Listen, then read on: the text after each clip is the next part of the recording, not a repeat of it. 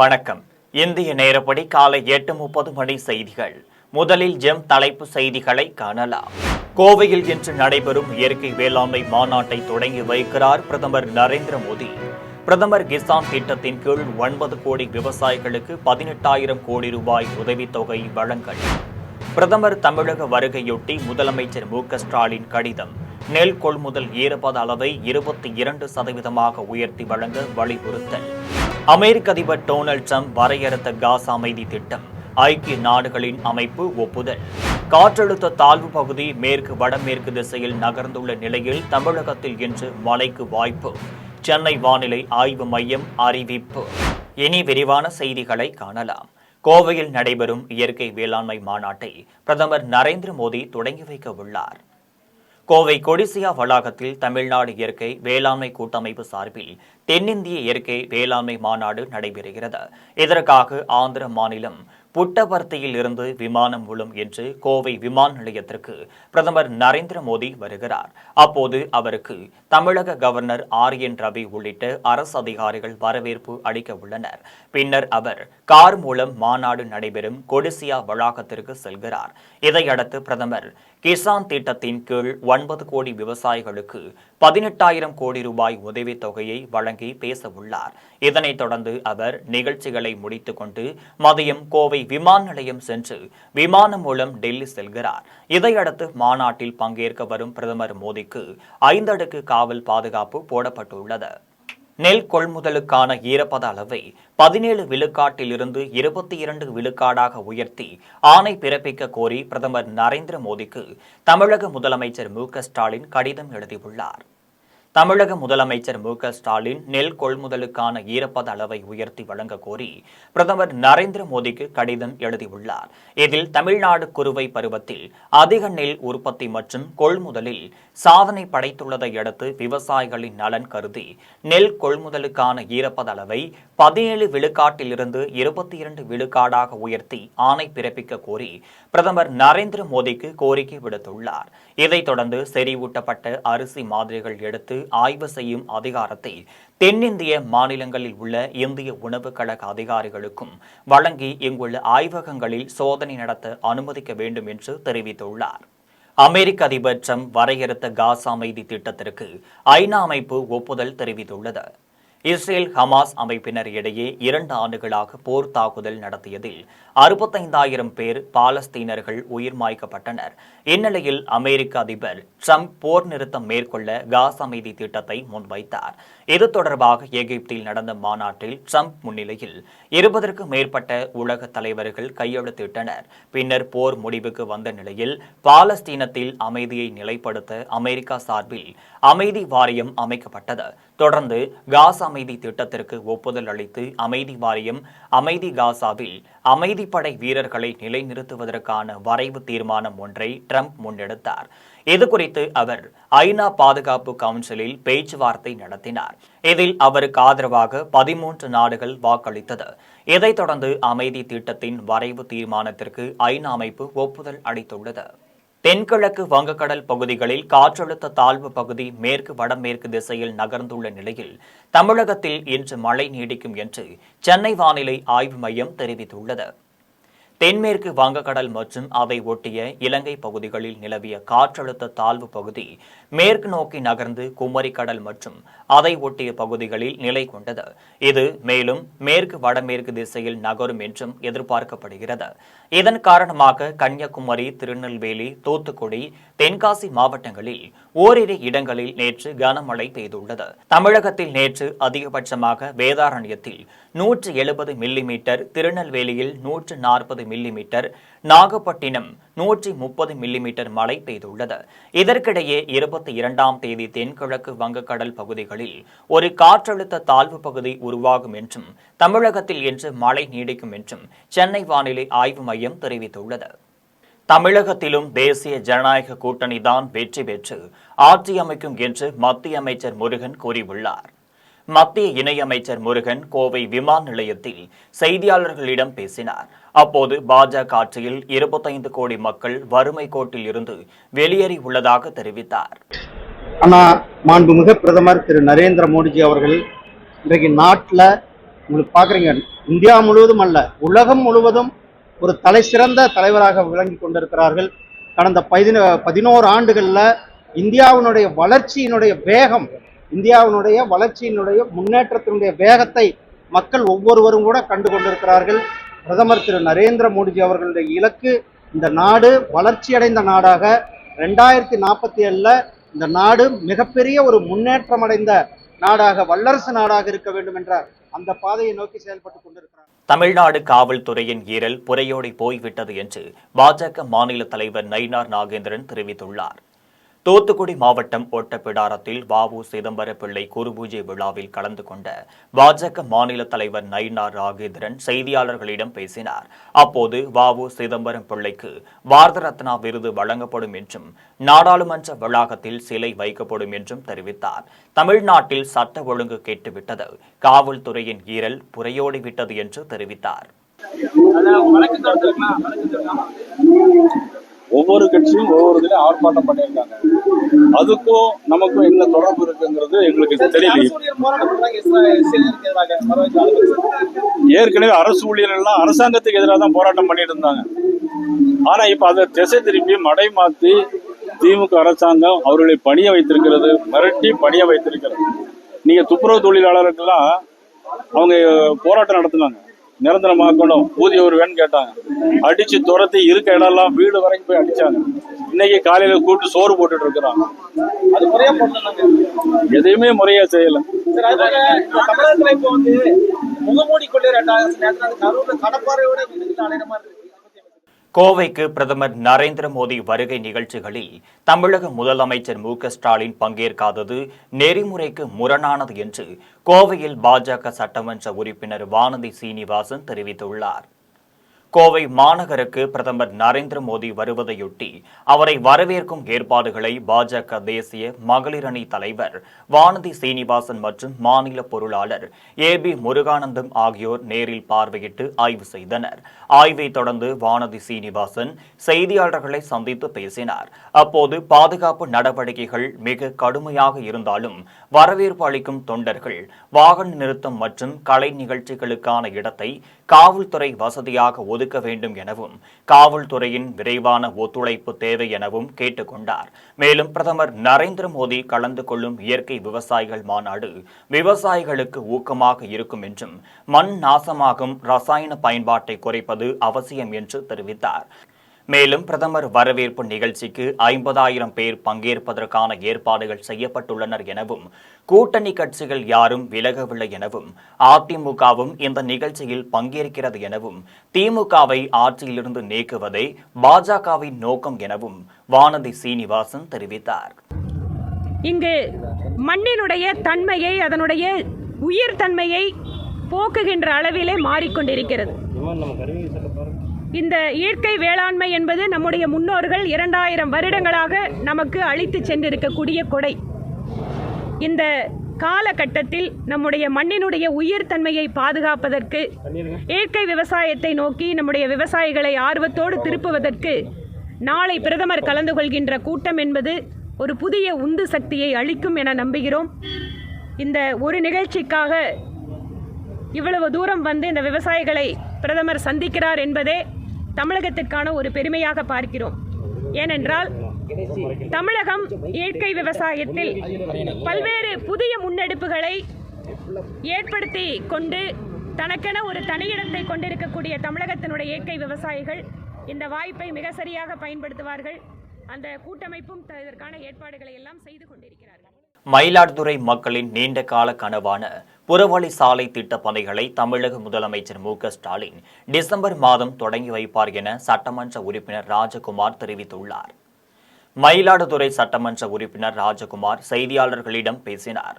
அப்போது புறவழி சாலை திட்டத்தை முதலமைச்சர் தொடங்கி வைக்க உள்ளதாக கூறினார். 4/10/2021 அன்று ஒரு அரசாணை வெளியிட்டு 2022 57 கோடி ரூபாய் ஆர்ஜிதம் நிலம் கையகப்படுத்துவதற்கான நிதியை ஒதுக்கீடு செய்து அந்த பணியை தொடர்ந்து கண்காணித்து அந்த பணிகளை துரிதப்படுத்தியதன் காரணமாக கடந்த மார்ச் மாதம் இந்த பணிகள் நிறைவு பெற்று தமிழக வெற்றிக் கழகத்தின் கூட்டணி குறித்து சமூக வலைதளத்தில் பரப்பப்படும் தகவலின் அடிப்படையில் கூட்டணி அமைக்கப்படுவதில்லை என்று கரூரில் நாடாளுமன்ற உறுப்பினர் ஜோதிமணி தெரிவித்தார். கரூர் நாடாளுமன்ற உறுப்பினர் ஜோதிமணி அவரது அலுவலகத்தில் செய்தியாளர்களை சந்தித்து பேசினார். அப்போது எஸ்ஐஆர் எனப்படும் வாக்காளர் தீவிர திருத்தம் குறித்து சந்தேகம் ஏற்பட்டுள்ளது என தெரிவித்தார். இது எஸ்ஐஆர் திருத்தம் அல்ல, குடியுரிமை திருத்தம் என விளக்கம் அளித்து, குடியுரிமை திருத்தம் செய்ய தேர்தல் ஆணையத்திற்கு அதிகாரம் இல்லை எனவும் அது உள்துறைக்கு மட்டுமே உள்ளது எனவும் தெளிவுபடுத்தினார். மேலும் தமிழக வெற்றிக் கழகம் காங்கிரஸ் கூட்டணி குறித்து சமூக வலைதளத்தில் பரவி வரும் செய்திகள் குறித்து செய்தியாளர்களின் கேள்விக்கு பதிலளித்த அவர், காங்கிரஸ் கட்சிக்கு விஜய் புதியவர் அல்ல எனவும் கடந்த 2010ஆம் ஆண்டு காங்கிரஸ் கட்சியில் சேருவது தொடர்பாக ராகுல் காந்தியிடம் விஜய் பேசியுள்ளார் எனவும், ஆனால் அதன் பிறகு ஏற்பட்ட அரசியல் சூழ்நிலை காரணமாக அது நடைபெறாமல் போனது எனவும் நாடாளுமன்ற உறுப்பினர் ஜோதிமணி தெரிவித்தார். குடியுரிமையை சரிபார்க்கும் பணிதான், அதை செய்யறதுக்கான அதிகாரம் தேர்தல் ஆணையத்துக்கு கிடையாது, உள்துறை அமைச்சரகத்துக்கு தான் உண்டுன்னு நம்ம சொல்றோம். ஆனா ஒரு குடியுரிமையை சரிபார்க்கும் பணியை நீங்க அஸ்ஸாம்ல செய்ய முடியல, ஏன்னா உச்சநீதிமன்றத்தில் வழக்கு நிலுவையில் இருக்குதுன்னு தேர்தல் ஆணையம் சொல்றாங்களே. எஸ்ஐஆர் தொடர்பான வழக்கு தமிழ்நாடு அரசு தாக்கல் செய்திருக்கிற வழக்கு உட்பட இன்னைக்கு கேரள அரசாங்கம் நேற்று வழக்கு தாக்கல் செஞ்சிருக்காங்க.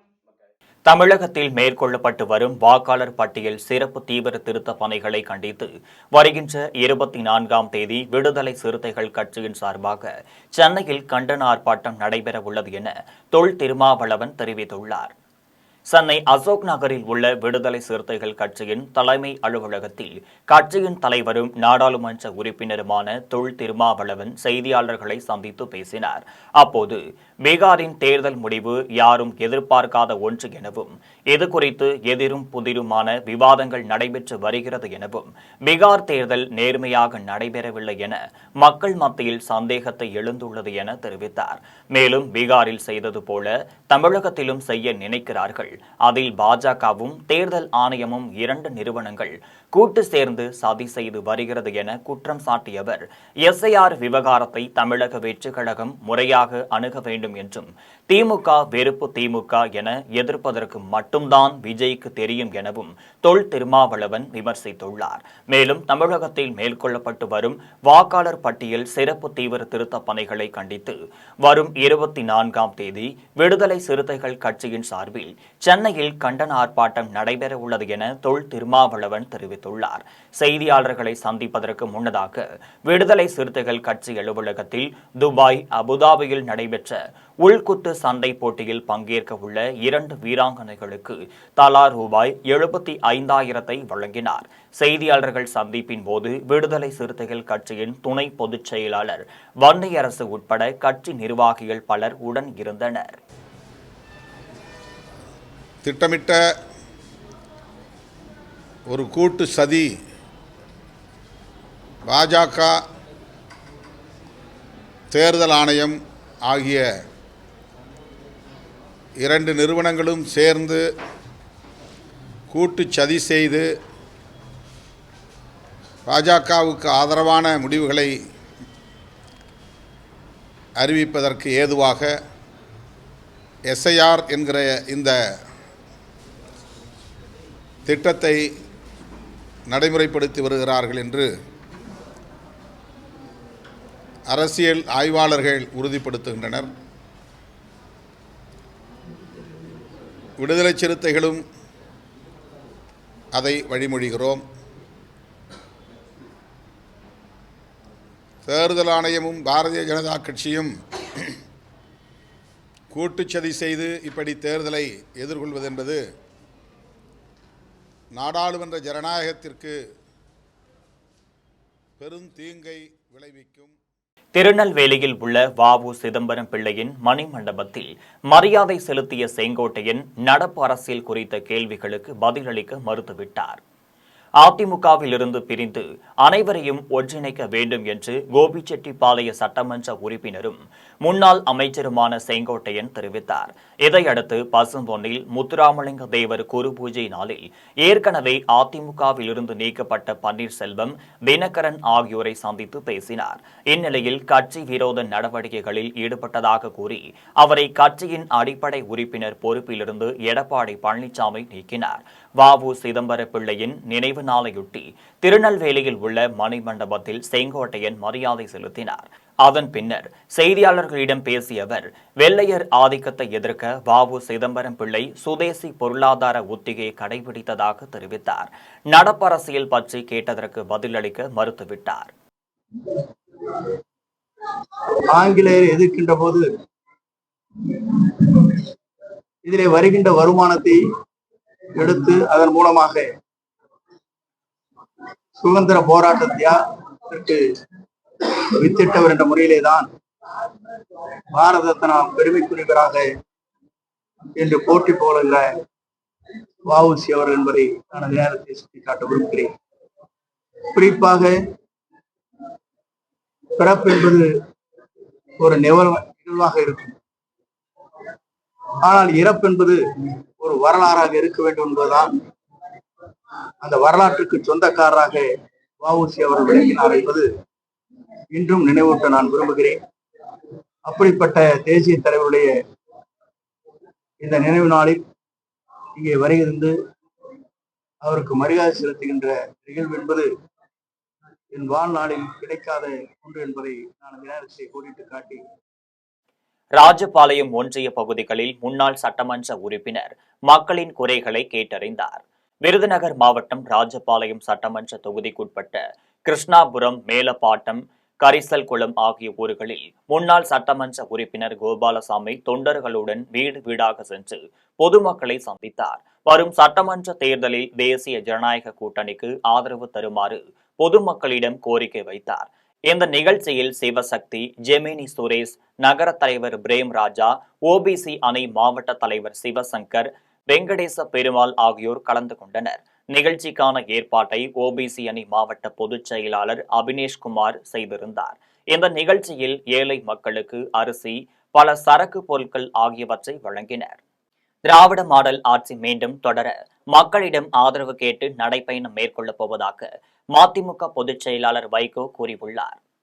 மதிமுக பொதுச் செயலாளர் வைகோ போதைப் பொருட்களுக்கு எதிராக ஜனவரி 2ஆம் தேதி முதல் நடைபயணம் மேற்கொள்ள உள்ளார். அதையொட்டி திருச்சியில் நடைபயணத்தில் கலந்து கொள்வதற்கான தொண்டர்களை தேர்வு செய்யும் நிகழ்ச்சி நடைபெற்றது. நிகழ்ச்சி முடிந்ததும் செய்தியாளர்களிடம் பேசிய அவர், போதைப் பொருள், கஞ்சா, டாஸ்மாக் ஆகியவற்றை முழுமையாக ஒழிக்க நடைபயணம் மேற்கொள்ளப் போவதாக தெரிவித்தார். கடலூரில் தேசிய நூலக வார விழா மற்றும் புத்தக கண்காட்சி தொடங்கியுள்ளது. கடலூரில் தமிழ்நாடு அரசு பொது நூலகத்துறை சார்பில் 58வது தேசிய நூலக வார விழாவும் புத்தக கண்காட்சியும் நடைபெற்று வருகிறது. மேயர் சுந்தரி, துணை மேயர் தாமரை செல்வன் ஆகியோர் கண்காட்சியை தொடங்கி வைத்தனர். இந்த கண்காட்சியில் 10,000த்திற்கும் மேற்பட்ட புத்தகங்கள் காட்சிக்கும் விற்பனைக்கும் வைக்கப்பட்டுள்ளன. தமிழ் சங்கம் ஒருங்கிணைப்பில் நடக்கும் இந்த கண்காட்சி மாவட்ட மைய நூலகத்தில் நடைபெறுகிறது.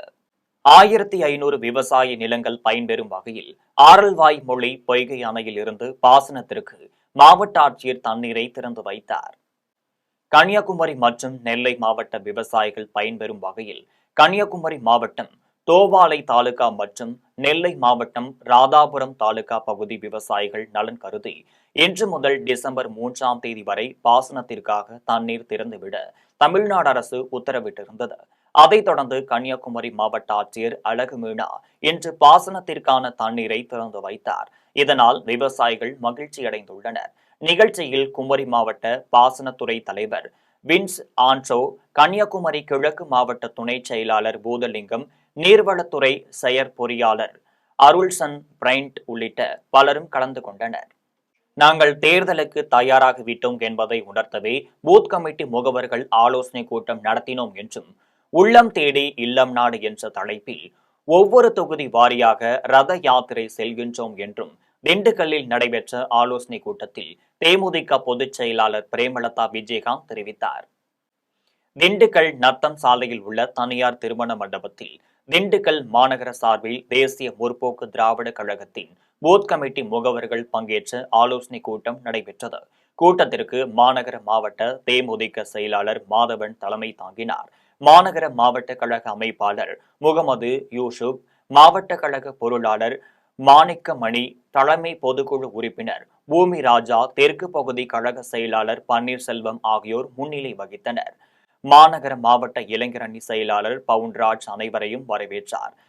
நிகழ்ச்சியில் கழக பொதுச் செயலாளர் பிரேமலதா விஜயகாந்த், பொருளாளர் சுதீஷ், கழக இளைஞரணி செயலாளர் விஜய பிரபாகரன், கழக துணை பொதுச் செயலாளர் பன்னீர்செல்வம், உயர்மட்ட குழு உறுப்பினர் பாலன், மண்டல துணை பொறுப்பாளர் அழகர்சாமி உட்பட பலர் கலந்து கொண்டனர். கூட்டத்தை தொடர்ந்து தேமுதிக பொதுச் செயலாளர் பிரேமலதா விஜயகாந்த் செய்தியாளர்களை சந்தித்து பேசினார். அப்போது, நாங்கள் தேர்தலுக்கு தயாராகிவிட்டோம் என்பதை உணர்த்தவே பூத் கமிட்டி முகவர்கள் ஆலோசனை கூட்டம் நடத்தினோம் என்றும், உள்ளம் தேடி இல்லம் நாடு என்ற தலைப்பில் ஒவ்வொரு தொகுதி வாரியாக ரத யாத்திரை செல்கின்றோம் என்றும், கோயம்புத்தூரில் பாரத பிரதமர் நரேந்திர மோடி பங்கேற்கும் விவசாயிகள் மாநாட்டில் தேமுதிகவினர் கலந்து கொள்வதை வரவேற்கிறது என்றும், தொழிலாளர்களுக்கும் விவசாயிகளுக்கும் நாங்கள் என்றும் உறுதுணையாக இருப்போம் என்றும் தேமுதிக பொதுச் செயலாளர் பிரேமலதா விஜயகாந்த் தெரிவித்தார். இது தொடர்பாக மேலும் அவர் தெரிவிக்கையில், கழகம் மிக சிறப்பாக எல்லா இடத்துலையும் பூத் கமிட்டி அமைச்சிருக்காங்க.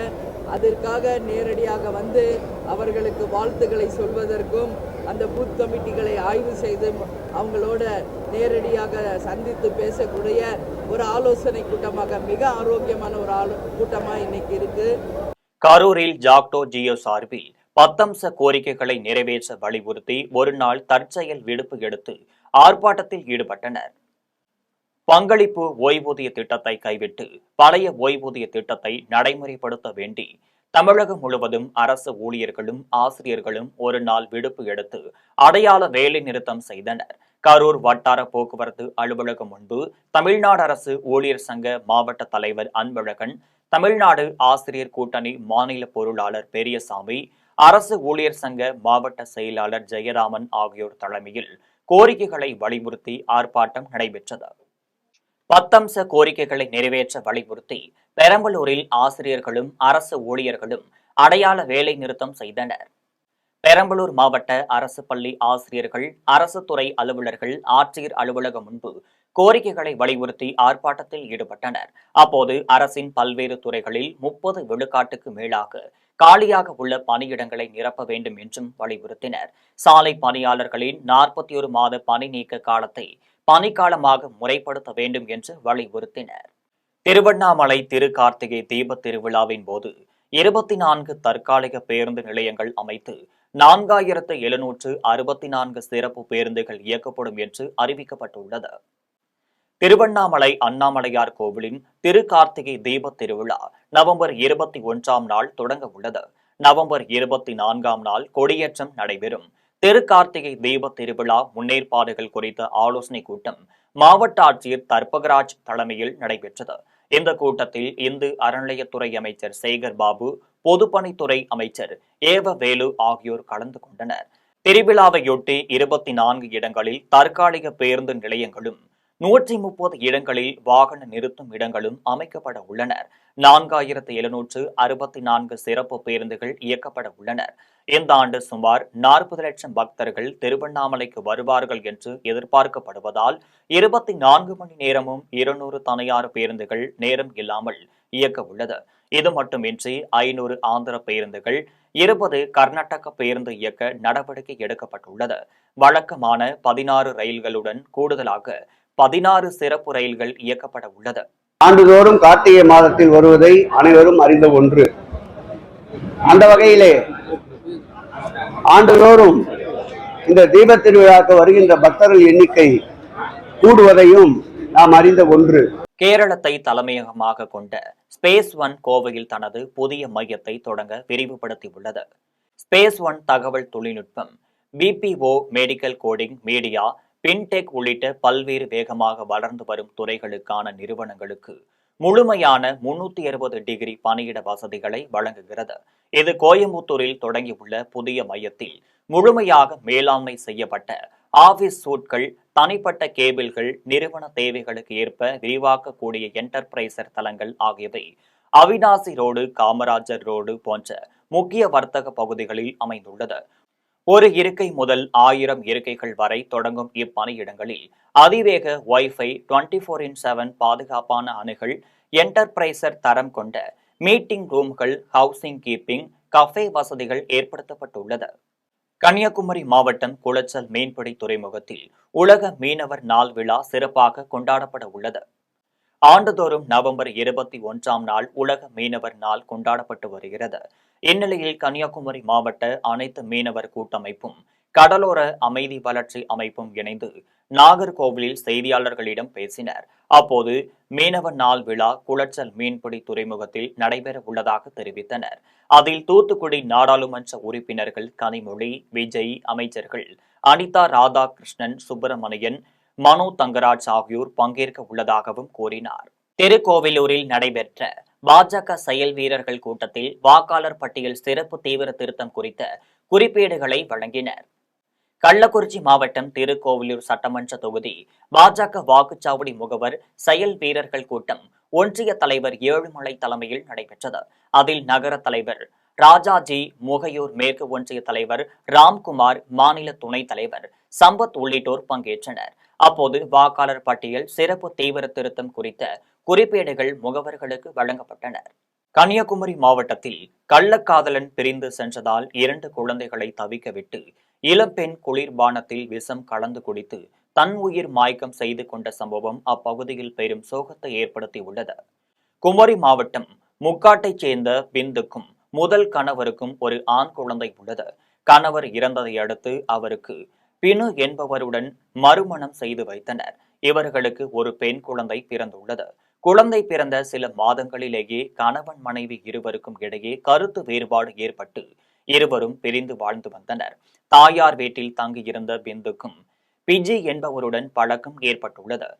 இதையடுத்து பிந்து தனது குழந்தைகளையும் அழைத்துக் கொண்டு தாயார் வீட்டை விட்டு விஜயிடம் சேர்ந்து கொண்டார். இந்நிலையில் விஜயின் மனைவி தனது கணவரை காணவில்லை என்று காவல் நிலையத்தில் புகார் அளித்துள்ளார். விசாரணையில் பிந்து, அவர் குழந்தைகள், விஜய் ஆகியோர் கடையாலையில் வாடகை வீடு தங்கியிருந்ததும் தெரிய வந்தது. காவல்துறையினர் பேச்சு நடத்தியதை அடுத்து விஜய் மணந்திருந்த தனது மனைவி குழந்தைகளுடன் சேர்ந்து வாழச் சென்று விட்டார். இதனால் மனம் உடைந்த பிந்து 2 குழந்தைகளையும் தவிக்க விட்டு குளிர்பானத்தில் விஷம் கலந்து குடித்து தன் உயிர் மாய்க்கம் செய்து கொண்டார். இது குறித்து காவல்துறையினர் வழக்கு பதிந்து பல கோணங்களில் விசாரணை மேற்கொண்டு வருகின்றனர். சுனாமியால் பாதிக்கப்பட்ட மீனவர்களுக்கு 20 ஆண்டுகள் ஆகியும் இதுவரை பட்டா வழங்காத தமிழக அரசை கண்டித்து கடலூரில் மீனவர் வாழ்வுரிமை இயக்கத்தினர் போராட்டத்தில் ஈடுபட்டனர். சுனாமியால் பாதிக்கப்பட்ட மீனவர்களுக்கு அரசால் வழங்கப்பட்ட வீடுகளுக்கும் 20 ஆண்டுகள் ஆகியும் பட்டா வழங்கவில்லை. இதை கண்டித்து மீனவர் வாழ்வுரிமை இயக்கம் சார்பில் கடலூர் வட்டாட்சியர் அலுவலகம் எதிரே ஏகாம்பரம் தலைமையில் ஆர்ப்பாட்டம் நடைபெற்றது. அப்போது ஆர்ப்பாட்டத்தை விரைந்து முடிக்க காவல்துறையினர் அறிவுறுத்தியதால் ஆர்ப்பாட்டக்காரர்களுக்கும் போலீசாருக்கும் இடையே வாக்குவாதம் ஏற்பட்டது. கேரள மாநிலம் திருவனந்தபுரத்தில் கொல்லம் உட்பட 10 மாவட்டங்களுக்கு வானிலை ஆய்வு மையம் மஞ்சள் எச்சரிக்கை விடுத்துள்ளது. தென்மேற்கு வங்கக்கடலில் உருவாகியுள்ள காற்றழுத்த தாழ்வு நிலை காரணமாக கேரள மாநிலத்தில் கனமழை பெய்து வருகிறது. திருவனந்தபுரம், கொல்லம், பத்தனம்திட்டை, ஆலப்புழா, கோட்டயம், எர்ணாகுளம், இடுக்கி, மலப்புரம், கோழிக்கோடு, வயநாடு ஆகிய 10 மாவட்டங்களில் கனமழை பெய்யும் என வானிலை ஆய்வு மையம் மஞ்சள் எச்சரிக்கை விடுத்துள்ளது. இதேபோல் திருவனந்தபுரம் முதல் திருச்சூர் வரையிலான கடலோர பகுதிகளில் மணிக்கு 55 கிலோமீட்டர் வேகத்தில் காற்று வீசும் என்பதால் மீனவர்கள் கடலுக்கு மீன்பிடிக்க செல்ல வேண்டாம் என்று எச்சரிக்கை விடுத்துள்ளது. கோயம்புத்தூரில் நடைபெற்ற உணவு சமைக்கும் போட்டியில் பெண்கள் ஆர்வத்துடன் கலந்து கொண்டு தாங்கள் தயாரித்த உணவுகளை அழகாக காட்சிப்படுத்தினர். கோவை பத்மாவும் அவரது நண்பர்களும் இணைந்து சமூக வலைதள பக்கங்களில் தி டிராவலிங் ஃபுட் எனும் குழுவை தொடங்கியுள்ளனர். இந்நிலையில் கோயம்புத்தூரில் inner wheel club, travelling food ஆகியோர் இணைந்து ஆரோக்கிய உணவுகள் என்னும் தலைப்பில் ஸ்நாக்ஸ் வகை துரித உணவுகளுக்கான சமையல் போட்டிகளை நடத்தினர். இந்த போட்டியை கவிதா, மகேஸ்வரி, தீபிகா ஆகியோர் தொடங்கி வைத்தனர். இதில் இல்லத்தரசிகள் கலந்து கொண்டு உணவுகளை அழகாக காட்சிப்படுத்தி அதனை பரிமாறினர். சிறந்த உணவுகளை தயாரித்த குழுவினருக்கு தி டிராவல்ஸ் ஃபுட்ஸ் குழும நிர்வாகிகள் பத்மா ஆகியோர் பரிசுகளை வழங்கினர். கார்ப்பரேட் நிறுவனங்களுக்கு பல ஆயிரம் கோடி தள்ளுபடி செய்துள்ள பிரதமர் நரேந்திர மோடி தேசிய மையமாக்கப்பட்ட வங்கிகளில் விவசாயிகளின் கடனை ஏன் தள்ளுபடி செய்யவில்லை என்று மன்னார்குடியில் விவசாயிகள் மன்ற தலைவர் கண்ணன் கேள்வி எழுப்பியுள்ளார். தென்னிந்திய இயற்கை வேளாண்மை கூட்டமைப்பு சார்பில் இயற்கை விவசாயத்தையும் வலியுறுத்தியும் அதற்கான தொழில்நுட்பங்கள் மற்றும் கொள்கைகளை வகுக்க வலியுறுத்தியும் விவசாயிகள் மாநாடு கோவை கொடிசியா வளாகத்தில் நடைபெறுகிறது. மாநாட்டில் சிறப்பு விருந்தினராக கலந்து கொண்டு மாநாட்டை தொடங்கி வைத்து பேச வரும் பாரத பிரதமர் நரேந்திர மோடிக்கு தமிழகம் முழுவதும் விவசாயிகள் எதிர்ப்பு தெரிவித்து வருகின்றனர். இந்நிலையில் திருவாரூர் மாவட்டம் மன்னார்குடியில் விவசாயிகள் மன்ற தலைவர் கண்ணன் செய்தியாளர்களை சந்தித்து பேசினார். அப்போது கார்ப்பரேட் நிறுவனங்களுக்கு பல ஆயிரம் கோடி தள்ளுபடி செய்துள்ள பிரதமர் நரேந்திர மோடி தேசிய மையமாக்கப்பட்ட வங்கிகளில் 12 ஆண்டுகளாக விவசாயிகளின் கடனை ஏன் தள்ளுபடி செய்யவில்லை என்றும் இது பிரதமரின் கொள்கை முடிவா என்றும் முடிவை பிரதமர் மாற்றிக்கொள்ள வேண்டும் என்றும் விவசாயிகள் மன்ற தலைவர் கண்ணன் தெரிவித்துள்ளார். வாழப்பாடி அருகே தேசிய நெடுஞ்சாலையில் சொகுசு கார் தடுப்பு சுவர் மீது மோதி இருவர் லேசான காயங்களுடன் உயிர் தப்பினர். சேலம் மாவட்டம் வாழப்பாடி பகுதியில் சேலம் சென்னை தேசிய நெடுஞ்சாலையில் சேலத்திலிருந்து சென்னை நோக்கி சென்ற சொகுசு கார் மழையின் காரணமாக ஓட்டுநரின் கட்டுப்பாட்டை இழந்து தேசிய நெடுஞ்சாலையின் சாலையோர தடுப்பு சுவர் மீது மோதி விபத்துக்குள்ளானது. அப்பகுதி மக்கள் காரில் இருந்து இருவரையும் மீட்டு சிகிச்சைக்காக தனியார் மருத்துவமனையில் அனுமதித்தனர். இது குறித்து தகவல் அறிந்து வந்த வாழப்பாடி காவல்துறையினர் விசாரணை மேற்கொண்டு வருகின்றனர். மீண்டும் ஜெம் தலைப்பு செய்திகள். கோவையில் இன்று நடைபெறும் இயற்கை வேளாண்மை மாநாட்டை தொடங்கி வைக்கிறார் பிரதமர் நரேந்திர மோடி. பிரதமர் கிசான் திட்டத்தின் கீழ் 9 கோடி விவசாயிகளுக்கு 18,000 கோடி ரூபாய் உதவித்தொகை வழங்கல். பிரதமர் தமிழக வருகையொட்டி முதலமைச்சர் மு.க.ஸ்டாலின் கடிதம். நெல் கொள்முதல் ஈரப்பத அளவை 22% உயர்த்தி வழங்க வலியுறுத்தல். அமெரிக்க அதிபர் டொனால்ட் ட்ரம்ப் வரையறுத்த காசா அமைதி திட்டம் ஐக்கிய நாடுகளின் அமைப்பு ஒப்புதல். காற்றழுத்த தாழ்வு பகுதி மேற்கு வடமேற்கு திசையில் நகர்ந்துள்ள நிலையில் தமிழகத்தில் இன்று மழைக்கு வாய்ப்பு. சென்னை வானிலை ஆய்வு மையம் அறிவிப்பு. இத்துடன் ஜெம் செய்திகள் நிறைவடைகின்றனர். மீண்டும் ஜெம் செய்திகள் மதியம் 1:30 மணிக்கு. உடனுக்குடன் செய்திகளை காண gemlive.tv என்ற இணையதளத்தில் இணைந்திருங்கள். நன்றி, வணக்கம்.